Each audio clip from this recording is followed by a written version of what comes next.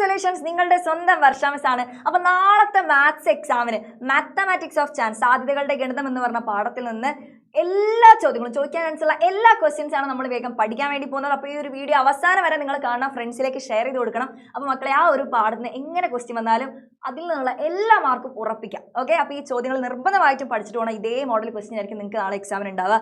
Is അങ്ങനെയാണ് നമുക്ക് ക്വസ്റ്റ്യനിലേക്ക് പോവാം. ഒന്നാമത്തെ ചോദ്യം നോക്കിയോ. Natural number from 1 to 40 R written on paper slips and R put in A box. അതായത് പേപ്പർ സ്ലിപ്പായിട്ട് ബന്ധപ്പെട്ട ഒരു ക്വസ്റ്റ്യൻ നമുക്ക് പ്രതീക്ഷിക്കാം കേട്ടോ. 1 മുതൽ 40 വരെയുള്ള സംഖ്യകൾ എഴുതിയിട്ടുള്ള കടലാസ് കഷ്ണങ്ങൾ എന്ത് ചെയ്തു, ഒരു പെട്ടിയിലിട്ടു. എന്നിട്ട് കണ്ണടച്ചിട്ട് നോക്കാതെ ഒരെണ്ണം അതിൻ്റെ ഉള്ളിൽ നിന്ന് എടുത്തു. എന്നിട്ട് ചോദിക്കുകയാണ്, what is the probability of getting A multiple of 5? ആ എടുത്തിട്ടുള്ള പേപ്പർ ഉണ്ടല്ലോ, അത് 5ന്റെ ഗുണിതമാവാനുള്ള സാധ്യതയാണ് ചോദിക്കുന്നത്. അപ്പോൾ മക്കളെ ദാ ഒരു പെട്ടിക്കകത്ത് 1 മുതൽ 40 വരെയുള്ള നമ്പേഴ്സ് ഉണ്ട്. അത് എഴുതിയിട്ടുള്ള കടലാസാണ് ഇട്ടത്. അപ്പോൾ 40 എണ്ണം ഉണ്ടല്ലോ, ആകെ 40 ഉണ്ട്. അതിൻ്റെ ഉള്ളിൽ 5ന്റെ ഗുണിതം നമ്മൾ എടുത്തിട്ടുണ്ടല്ലോ, കണ്ണടിച്ചെടുത്തത് 5ന്റെ ഗുണിതമാവാനുള്ള സാധ്യത. അപ്പോൾ 5ന്റെ ഗുണിതങ്ങൾ ഏതൊക്കെയാ?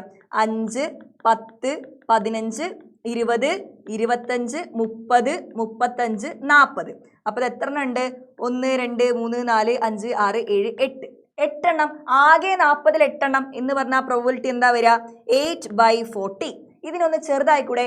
8 വെച്ച് നമുക്ക് ഇതിനെ കട്ട് ചെയ്യാം. അതായത് 8 വെച്ച് ഡിവൈഡ് ചെയ്യുന്ന സമയത്ത് 1/5 എന്ന് കിട്ടും. 1/5 ആണ് ആൻസർ. ദാ എ. ഓക്കെ, 1/5 ആണ് ഉത്തരം. കിട്ടിയോ? മനസ്സിലായോ? എങ്കിൽ അടുത്ത ചോദ്യത്തിലേക്ക് പോട്ടെ. നോക്കിക്കോ, അടുത്ത ചോദ്യം. A box contains white balls and black balls. ഒരു പെട്ടിക്കകത്തുണ്ടല്ലോ കറുപ്പും വെളുപ്പുമായിട്ട് എന്തുണ്ട്? പന്തുകളുണ്ട്. Total number of ball is 18. Okay, ഇതിൽ മുത്തുന്ന കൊടുത്ത പന്താണ് കേട്ടോ മക്കളെ. അപ്പോൾ അതിൻ്റെ ആകെ എണ്ണം എത്രയാണ്? 18 ആണ്. If A ball is taken from it, probability of it being black is 1/3. then what is the number of white balls? അതായത് ഞാൻ സിമ്പിൾ ആയിട്ട് പറഞ്ഞുതരാം. നിങ്ങൾക്ക് ഇങ്ങനെ ഒരു ക്വസ്റ്റ്യൻ, ഈ ഒരു പാഠത്തിൽ നിന്ന് ഒരു ചോദ്യം വന്നാൽ മക്കൾ ആദ്യം ചിത്രം അങ്ങോട്ട് വരയ്ക്കാം. അപ്പോൾ നമുക്ക് പകുതി കാര്യങ്ങൾ എളുപ്പമാവും, മനസ്സിലാവും. ഒരു പെട്ടിയുണ്ട്, അതിൻ്റെ ഉള്ളിൽ ആകെ 18 ബോൾ ഉണ്ട്. വെള്ളയും ഉണ്ട്, അതേപോലെ കറുപ്പും ഉണ്ട്. വെള്ളയും കറുപ്പും ഉണ്ട്. ബോളുകളുടെ എണ്ണം എന്ന് പറഞ്ഞാൽ വെള്ളയും കറുപ്പുമായിട്ട് ആകെ 18 എണ്ണം ഉണ്ട്. അതിൽ നമ്മൾ കണ്ണടച്ചിട്ട് ഒരു പന്ത് എടുത്തു കഴിഞ്ഞാൽ അത് കറുപ്പാവാനുള്ള സാധ്യത എത്രയാ? 1/3. 1/3 ആണ് കറുപ്പിന്റെ സാധ്യത. അതായത് പ്രോബബിലിറ്റി ഓഫ് ബ്ലാക്ക് ആണ് 1/3. എങ്കിൽ വെള്ള പന്തുകളുടെ എണ്ണമാണ് ചോദിച്ചത്. അപ്പൊ കറുപ്പ് പന്തുകളുടെ എണ്ണം എന്തായിരിക്കും മക്കളെ? 1/3 ആണ്. അതായത് ആകെ 18 പന്തുണ്ട്. അതിൽ എത്രയോ എണ്ണമാണ് എന്ത്? കറുപ്പിന്റെ എണ്ണം. കറുപ്പിന്റെ എണ്ണം /18 ടോട്ടൽ. ഇതിനെ വെട്ടി ചെറുതാക്കിയിട്ടാണല്ലോ 1/3 കിട്ടിയത്. കറുപ്പാവാനുള്ള സാധ്യത എന്ന് പറയുന്നത് കറുപ്പിന്റെ എണ്ണം ഡിവൈഡഡ് ബൈ ടോട്ടൽ, ആകെ പന്തുകളുടെ എണ്ണം. ഈ ഒരു ഫ്രാക്ഷൻ, ഈ ഒരു ഭിന്നസംഖ്യനെ വെട്ടി ചെറുതാക്കിയിട്ടാണ് 1/3 കിട്ടിയത്. അപ്പം ഇനി തിരിച്ചാലോചിക്കുക. ഈ 1/3 എന്തോ /18 ആക്കണം. അപ്പം നിങ്ങൾ നോക്കുക, 3നെ 18 ആക്കാൻ എന്ത് ചെയ്താൽ മതി? ഒരു 6 ഗുണിച്ചാൽ പോരെ? അതേ കാര്യം മുകളിൽ ചെയ്യുക. കഴിഞ്ഞു. അപ്പോൾ 6/18. 6/18നെയാണ് വെട്ടിച്ചെറുതാക്കി 1/3 ആക്കിയത്. എന്ന് പറഞ്ഞാൽ ആകെ 18 പന്തുകളിൽ 6 എണ്ണം കറുപ്പാണ്. 6 എണ്ണം കറുപ്പാണെങ്കിൽ ബാക്കിയുള്ള 12 എണ്ണം എന്തായിരിക്കും? വെളുപ്പായിരിക്കും. അപ്പോൾ വൈറ്റ് ബോൾസിന്റെ എണ്ണം എന്ന് പറയുന്നത് 12. മനസ്സിലായോ? ഓക്കെ അല്ലേ? എങ്കിൽ അടുത്ത ചോദ്യം നോക്കിയോ. ഇതേപോലെ ചിത്രമായിട്ടുള്ള ബന്ധപ്പെട്ട ചോദ്യം വരും. ചിത്രമായിട്ടുള്ള ബന്ധപ്പെട്ട ചോദ്യം വരുമ്പോൾ 2 രീതിയിൽ നമുക്ക് ചെയ്യാം. ഒന്നെങ്കിൽ ഈ ചിത്രങ്ങളെല്ലാത്തിനെയും ഒരേ ഭാഗമായിട്ട് ഒരേ ഷേപ്പിലുള്ളതായിട്ട് ഡിവൈഡ് ചെയ്യാൻ പറ്റുമോ നോക്കാം. അങ്ങനെ പറ്റാത്തതിൽ നമ്മൾ ഏരിയ എടുക്കും. ഓക്കെ, ഇതിന്റെ പരപ്പളവ് എടുക്കും. ഒന്നാമത്തെ ചോദ്യം നോക്കിയോ. 2 സ്റ്റേറ്റ്മെന്റ് ആണ്, 2 പ്രസ്താവനകൾ തന്നിട്ട് അതിൽ ഏതൊക്കെയാണ് ശരി തെറ്റ് എന്നുള്ള കാര്യമാണ്. അപ്പോൾ നോക്കിയോ, ഒന്നാമത്തെ statement, A circle is drawn inside the circle. നോക്കൂ, ഒരു circle is drawn inside the square എന്നാണ് കേട്ടോ. ഇതിലൊക്കെ എന്തൊക്കെയോ അക്ഷരപ്പിശകുണ്ട്. സ്ക്വയർ. ഓക്കെ, ഒരു സമചതുരത്തിന്റെ ഉള്ളിൽ എന്തുണ്ട്? മലയാളം കറക്റ്റ് ആയിട്ട് കൊടുത്തിട്ടുണ്ട്. സമചതുരത്തിന്റെ അകത്ത് ഒരു വൃത്തം വരച്ചിരിക്കുന്നു. ഇതിൽ കണ്ണുകൾ അടച്ചൊരു കുത്തിയിടാം. ഞാൻ കണ്ണടച്ചിട്ട് ഇതിലൊരു കുത്തിട്ട് കഴിഞ്ഞാലുണ്ടല്ലോ, അത് എവിടെയാകാൻ? വൃത്തത്തിലാവാനുള്ള സാധ്യത π/4 ആണെന്ന് പറയുന്നുണ്ട്. ശരിയാണോ? അപ്പൊ നമ്മളിതില്ലേ ഏരിയ ഉപയോഗിച്ച് കണ്ടുപിടിക്കാന്ന് പറഞ്ഞല്ലോ. അപ്പൊ ഈ സർക്കിളിന്റെ ഏരിയ ഡിവൈഡഡ് ബൈ സ്ക്വയറിന്റെ ഏരിയ, രണ്ടിന്റെ പരപ്പളവ് എന്ത് ചെയ്താൽ മതി? കണ്ടുപിടിച്ചിട്ട് അങ്ങ് ഡിവൈഡ് ചെയ്താൽ മതി. അപ്പോൾ നമുക്ക് ചെയ്ത് നോക്കാം. ഇവിടെ π/4 ആണെന്ന് പറയുന്നുണ്ട്. ശരിയാണോ? അപ്പോൾ നമ്മുടെ സർക്കിളിന്റെ ഏരിയ ഓഫ് സർക്കിളും ഏരിയ ഓഫ് സ്ക്വയറും ഡിവൈഡ് ചെയ്യുക. സർക്കിളിന്റെ ഏരിയ എന്താ? ഒരു വൃത്തത്തിന്റെ പരപ്പളവ് എന്താണ്? വൃത്തത്തിന്റെ ഏരിയ എന്താ മക്കളെ? πr² ഡിവൈഡഡ് ബൈ, അതായത് πr² കൊണ്ട് ഉദ്ദേശിക്കുന്നത് 6 റേഡിയസ് ആയിട്ടുള്ള ഒരു വൃത്തത്തിന്റെ പരപ്പളവാണ്, ഏരിയ ആണ് കേട്ടോ. ഓക്കെ, ഇനി ഇവിടെ നമുക്ക് പറയുന്നത് നമുക്ക് സ്ക്വയറിന്റെ ഏരിയ കൂടി വേണമല്ലോ. സ്ക്വയർ എടാ ഇവിടെ 6 ആണെങ്കിൽ ഇവിടെ 6 തന്നെയല്ലേ, ഇതും 6 തന്നെ. അങ്ങനെ ടോട്ടൽ എത്രയാ? Total 2r. ഈ 6ഉം 6ഉം കൂട്ടി ഇത് ടോട്ടൽ 2r ആണ് ഈ ഒരു സമചതുരത്തിന്റെ ഒരു വശം. എങ്കിൽ സമചതുരത്തിന്റെ ഏരിയ എന്താ? ഇവിടെ 2r ആണെങ്കിൽ ഇവിടെയും 2r. എങ്കിൽ സമചതുരത്തിന്റെ ഏരിയ എന്ത് വരും? 2rന്റെ സ്ക്വയർ അല്ലേ, വശത്തിന്റെ വർഗം. റെഡി? ഇനി നോക്ക്, πr² അതേപോലെ എഴുതി. 2r² എന്ന് പറയുമ്പോൾ 2നും സ്ക്വയർ എടുക്കണം, r-നും സ്ക്വയർ എടുക്കണം. 2ന്റെ സ്ക്വയർ 4, r-ന്റെ സ്ക്വയർ r². ഒരേപോലെയുള്ള ഈ r² വെട്ടിക്കളഞ്ഞാൽ ബാക്കി π/4 ആണ് നമ്മുടെ സാധ്യത. ഓക്കെ, ഈ കുത്ത് വൃത്തത്തിൽ വീഴാനുള്ള സാധ്യത π/4. ഇതാ അവിടെ കറക്റ്റ് കൊടുത്തിട്ടുണ്ട്. അപ്പോൾ ഒന്നാമത്തെ പ്രസ്താവന എന്താണ്? ശരി. ഒന്നാമത്തെ പ്രസ്താവന ശരി. റെഡി? ഇനി രണ്ടാമത്തെ പ്രസ്താവന നോക്കിയോ. വ്യാസം 2 സെന്റിമീറ്റർ ആയ വൃത്തത്തിന്റെ പരപ്പളവ് 4π ചതുരശ്ര സെന്റിമീറ്റർ ആണ്. ശരിയാണോ? വ്യാസമാണേ പറഞ്ഞത്. വ്യാസം അതായത് ഇത് മൊത്തം വ്യാസമാണ്. വ്യാസം എന്ന് പറഞ്ഞു കഴിഞ്ഞാൽ ഇതാ d എന്നോ ഡയമീറ്റർ അല്ലേ, d എന്നോ 2r എന്നോ എന്ത് വേണമെങ്കിൽ കൊടുക്കാം. അത് എത്രയാണ്? 2 സെന്റിമീറ്റർ. എങ്കിൽ ഇതിന്റെ റേഡിയസ് ആരം എന്താ? ഇതിന്റെ പകുതി. 2ന്റെ പകുതി 1. എങ്കിൽ വൃത്തത്തിന്റെ ഏരിയ എന്താ? ഏരിയ ഓഫ് വൃത്തം. ഓക്കെ, വൃത്തത്തിന്റെ പരപ്പളവ് എന്താ വരിക? πr². ഇവിടെ റേഡിയസ് ആണ് 1 സ്ക്വയർ എന്ന് പറഞ്ഞാൽ 1 തന്നെ. അപ്പൊ π² സെന്റിമീറ്റർ ആണ് എന്ത് വരിക മക്കളെ? പരപ്പളവ് വരിക. പക്ഷെ ഇവിടെ തന്നിട്ടുള്ളത് എന്താണ്? 4π എന്ന്. അപ്പൊ രണ്ടാമത്തത് തെറ്റ്. അപ്പൊ പ്രസ്താവന 1 ശരി, അതേപോലെ 2 തെറ്റ് എന്ന് പറയുന്നതാണ് ശരിയായിട്ടുള്ളത് കേട്ടോ. പ്രസ്താവന 1 ശരിയാണ്, 2 തെറ്റ്. Okay, ready? അപ്പോൾ ദാ statement 1 is true, statement 2 is false എന്ന് പറഞ്ഞാൽ എ ആണ് കറക്റ്റ് ആയിട്ടുള്ള ഉത്തരം. ഓക്കെ, അപ്പോൾ ഇങ്ങനെയാണ് നിങ്ങളിവിടെ സാധ്യത എടുക്കേണ്ടത് ഏരിയ വെച്ചിട്ട്. അടുത്ത പ്രധാനപ്പെട്ട ഒരു ചോദ്യം, ഈ ഒരു മോഡൽ ക്വസ്റ്റ്യൻ പ്രതീക്ഷിക്കാം. 1 asked to say a 2-digit number. What is the probability that the number is a perfect square? ഒരാളോട് ഒരു 2 അക്ക സംഖ്യ പറയാനായിട്ട് ആവശ്യപ്പെട്ടു. അതൊരു പൂർണ്ണവർഗമാകാനുള്ള സാധ്യത. ഓക്കെ, 2 അക്ക സംഖ്യയും പൂർണ്ണവർഗം. ഓക്കെ, അപ്പോൾ 2 അക്ക സംഖ്യ എത്ര ഉണ്ട് മക്കളെ?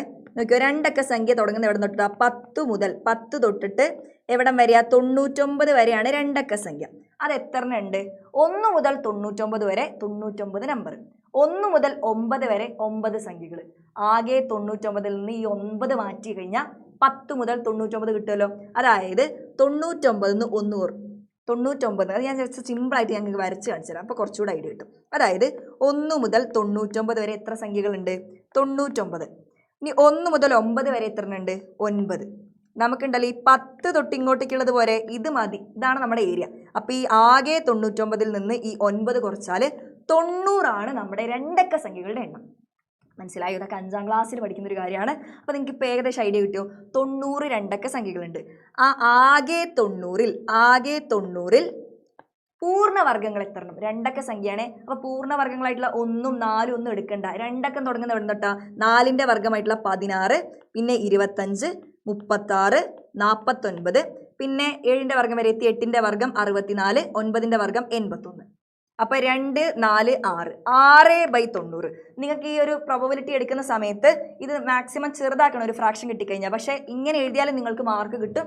വെട്ടി ചെറുതാക്കി ഉത്തരം തെറ്റിക്കാൻ നിൽക്കരുത്. ഇങ്ങനെ എഴുതിയാൽ നിങ്ങൾക്ക് മാർക്ക് കിട്ടും, ഫുൾ മാർക്ക് കിട്ടും. റെഡി? അപ്പോൾ അങ്ങനെയാണെങ്കിൽ നമുക്ക് ഇതാ അടുത്ത പ്രധാനപ്പെട്ട ഒരു ക്വസ്റ്റ്യൻ. ഇത് നിങ്ങൾക്ക് ഉറപ്പായിട്ടും ഈ ഒരു ടൈപ്പ് ക്വസ്റ്റ്യൻ ചോദിച്ചിരിക്കും മക്കളെ. പേപ്പർ സ്ലിപ്പുമായിട്ട് ബന്ധപ്പെട്ട ക്വസ്റ്റ്യൻ എന്താ നോക്കിക്കോ. 2 ബോക്സ്, ഇവിടെ 2 ബോക്സ് ആണ്, പെയർ വരുന്ന രീതിയിലുള്ള ചോദ്യം വരും. 2 box containing natural numbers from 1 to 10. 1 മുതൽ 10 വരെ സംഖ്യകളുള്ള 2 പെട്ടി. ഞാൻ ജസ്റ്റ് പെട്ടി വരച്ചു തരാം. 2 പെട്ടി ഉണ്ട്. ഇവിടെ 1 മുതൽ 10 വരെ സംഖ്യകൾ എന്ന് പറഞ്ഞാൽ ഇതിൻ്റെ ഉള്ളിലും 10, ഇതിൻ്റെ ഉള്ളിലും 10. ഇനി അടുത്ത എന്താ പറയുന്നത്? 1 slip is taken from each box. ഓരോ പെട്ടിയിൽ നിന്നും ഓരോ സ്ലിപ്പ് എടുത്തു, നോക്കാതെ കണ്ണടച്ചിട്ട് 2 എണ്ണത്തുനിന്ന് ഓരോന്ന് എടുത്തു.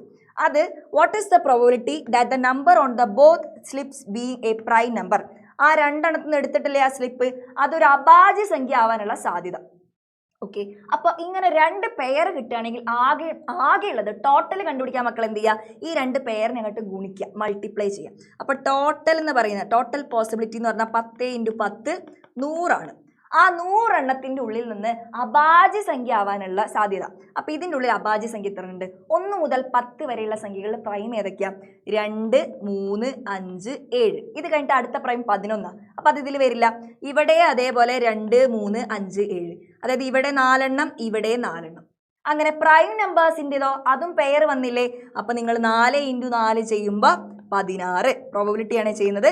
16 ആകെ എത്ര എണ്ണം? 100. 16/100 ആണ് നമ്മുടെ ഉത്തരം. ക്ലിയർ ആയോ?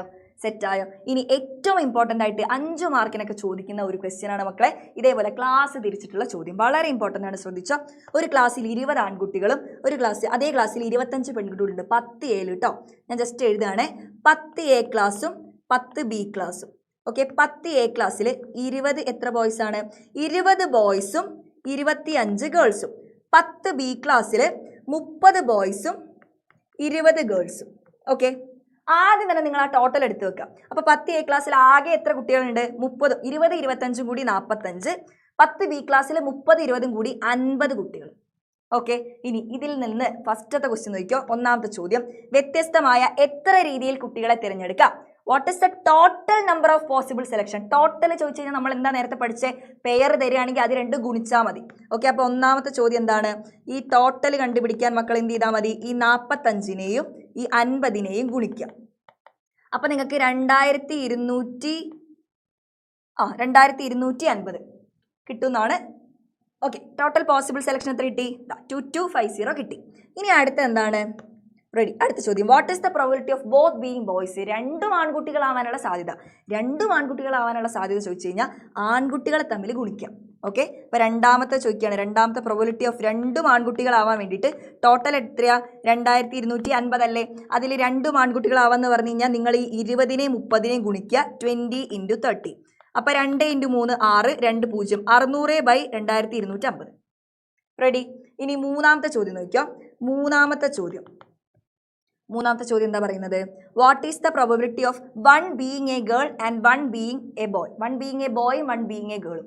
അതായത് ഒരെണ്ണം പെൺകുട്ടിയും ഒരെണ്ണം ആൺകുട്ടി ആവാൻ വേണ്ടിയിട്ട് എന്ത് ചെയ്താൽ മതി എന്ന് പറയുമോ? ഇപ്പം നമ്മൾ ചെയ്ത കാര്യം ഒന്ന് ക്രോസ് ആയിട്ട് ചെയ്താൽ മതി. ഇപ്പം നമ്മൾ ആൺകുട്ടികളുടെ കണ്ടുപിടിക്കാൻ പറഞ്ഞപ്പോൾ ഇത് ചെയ്തു. ഇനി പെൺകുട്ടികളെയാണ് ചോദിക്കുന്നത്, നിങ്ങൾ പെൺകുട്ടികളുടെ എണ്ണമാണ് ഗുണിക്കേണ്ടത്.